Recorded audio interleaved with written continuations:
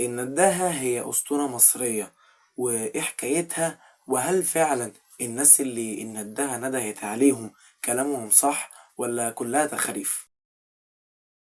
الأول يا صديقي خليني أعرفك على النداهة بشكل أكتر. ومعنى النداهة هي اللي بتنادي وبتتشكل على روح ست أو حرية من حريات البحر اللي بتنادي الرجال في نهر النيل. وحصلت قصص كتيرة منها، مثلا إن هي بتنادي على الرجالة اللي حوالين نهر النيل تحديدا، وبينزلوا بسرعة وبيغرقوا.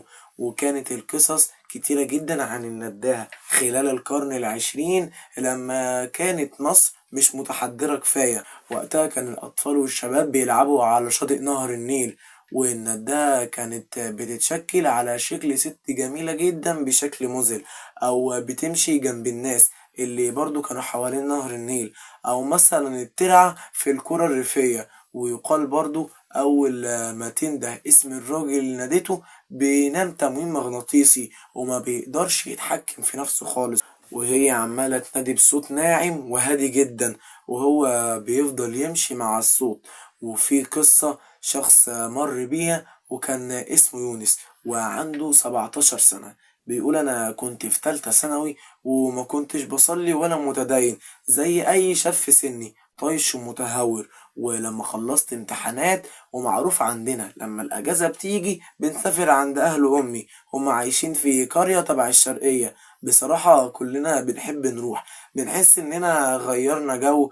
وأنا كمان ليا أصحاب هناك. تاني يوم سافرنا عندهم هناك، أنا ليا خالين وأولادهم قدنا في السن.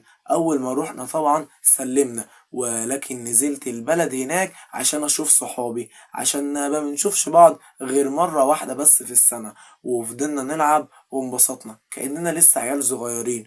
وفضلت معاهم لغاية الساعة 1 بالليل، وبعدها أنا خلاص كنت تعبان جدا وكنت عايز أنام، عشان زي ما قلتلكم المسافة كانت كبيرة جدا، أخدت حوالي 4 ساعات.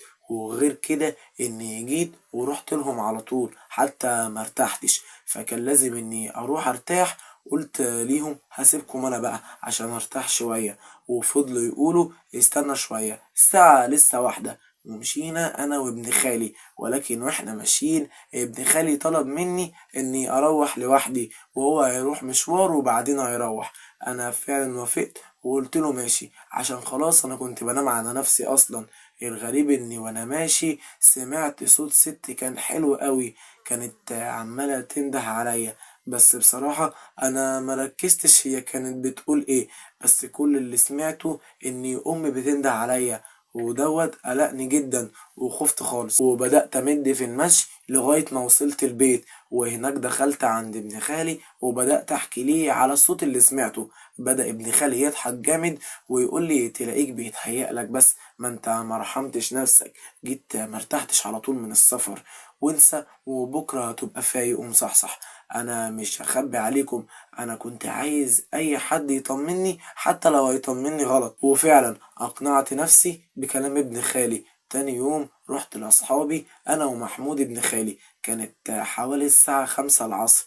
اقترحوا أصدقائي اللي هم أحمد وأسامة إننا نغير روتين اليوم، وإننا ننزل نقوم في الترعة. دي كانت في آخر البلد ومفيش ناس كتير بتروح عندها، يعني زي ما تكون مهجورة. بصراحة كانت فكرة كويسة عشان أنا بحب العوم، بس محمود اعترض إننا نروح عشان هو ملوش في السباحة وعنده فوبيا أصلا من المية. أسامة قال له يا محمود تعالى ما تبقاش عيل صغير. محمود قال له أنا مش بحب أروح عند الترعة وأنت عارف ليه. وكله بقى يتريق عليه. ووقتها أحمد قال كلمة شدتني جدا، قال له أنت بتصدق تخاريف البلد؟ ساعتها أنا قلت له تخاريف إيه يا أحمد اللي أنت تقصدها؟ قال لي يا يونس كانوا بيقولوا زمان إن في حاجة اسمها نداهة، بس هما أكيد بيقولوا كده عشان يخوفونا بس، ومفيش الكلام ده خالص. يلا بينا قبل المغرب. وانا قلت لمحمود ما تخافش تعالى احنا هنقعد معاك، واقعد على الحافة وما تنزلش المية. محمود قال لي انا هقعد على الحافة بس، وقبل ما المغرب يأذن هنمشي على طول. وأسامة قال ماشي. وفعلا رحنا ونزلنا انا واحمد وأسامة، ومحمود فضل مستنينا. بدأ محمود يقول اطلعوا يلا المغرب أذن. وفضل ينادي علينا أكتر من نص ساعة. كنا أنا وأحمد وأسامة اقترحنا إننا نهزر مع محمود ونخضه شوية. فضلت أنا وأحمد في المية وطلع أسامة من ناحية تانية. طلعنا أنا وأحمد على وش المية، قلنا لمحمود إحنا هنا بس. أسامة مش لاقيينه، قال لنا أكيد النداهة خدته. وساعة ما محمود كان بيتكلم وأسامة ندى عليه من ورا، وقف محمود في مكانه ومش عارف يبص ولا عارف يعمل أي حاجة. أنا وأحمد فضلنا نضحك على شكل محمود، وبص وراه لقى أسامة واقف وراه بيضحك. كانت الساعة حوالي بقت 10 بالليل، واحنا في الترعة بالرغم من محاولات محمود اننا نطلع، الا اننا ما سمعناش كلامه وفضلنا موجودين في المية. وهو خاف يرجع لوحده فقعد معانا. فجأة لقينا حد كده ظهر من الضلمة وقال لنا ازيكم. الصراحة احنا خفنا عشان زي ما قلتلكم ان الترعة شبه مهجورة وقليل اصلا اللي بيجي منها، غير كده عشان المكان اصلا كله زراعة. فاحنا ردينا باستغراب وقلنا الله يسلمك انت مين وليه جاي اصلا في الوقت دوت. رد قال انا اسمي شريف ودي بلدي، وانتم واحمد ويونس ومحمود. رد هنا وقال انا اسمي شريف ودي بلدي، وانتوا اسمكم احمد ويونس ومحمود واسامه. رد اسامه وقال له بلدك ايه، انا ما شفتكش اصلا خالص في القريه. واحمد كمان قال ولا انا كمان شفتك. ومحمود قال ازاي عرفت اسامينا. شريف قال يمكن ما شفتونيش عشان انا ساكن جنب الترعه، وزي ما انتم عارفين مفيش حد بيجي هنا. انتم ناديتوا على بعض وانا عرفت اساميكم. انا واقف مستغرب ازاي عرف اسامينا ومفيش غير اسم اسامه بس اللي نادينا عليه.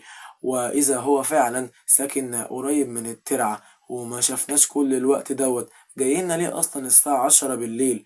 انا عارف ان كده الوقت بدري، بس بالنسبه للقريه هو وقت متاخر شويه. كمان شريف قال لنا تعالوا اقعدوا شويه ارتاحوا من العوم. فعلا طلعنا من الترعه وقعدنا معاه على الحافه. فضل يتكلم على حاجات كتير مش مفهومة وحاجات أصلا بنعتقد إنها خيال ومش بنشوفها على الواقع. فضلنا على الوضع دوت لغاية الساعة 2 بالليل. بصراحة أنا زهقت علشان مش بحب الرعب، بس ساعتها حسيت إن محمود بدأ يزعل، خصوصا إنه خايف وعمال يبص ليا ويقول لي يلا نروح.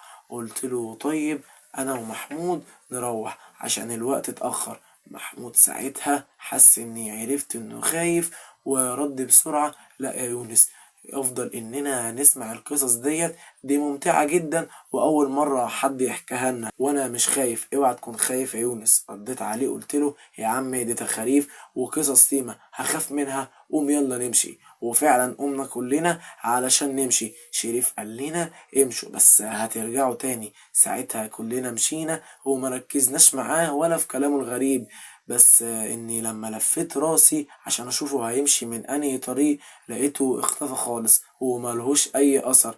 انا بصراحة شفت المنظر حسيت بخوف شديد وفضلت كام يوم في البيت مخرجش بسبب الخوف من الحكايات اللي سمعتها.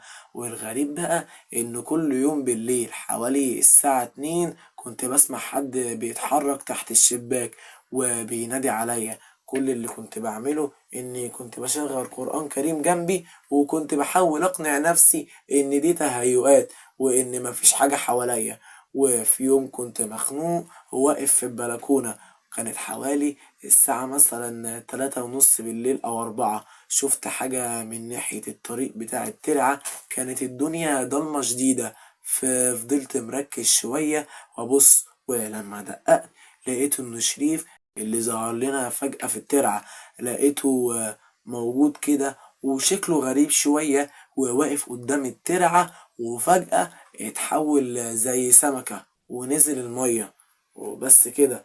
قولي هل انت فعلا مصدق تخاريف الندهة، وهي فعلا بالنسبة لك تخاريف ولا أسطورة عادية ولا حقيقة؟ وقولي رأيك لو انت مثلا مريت بموضوع الندهة دوت ايه أول حاجة كنت هتعملها. بس كده. السلام.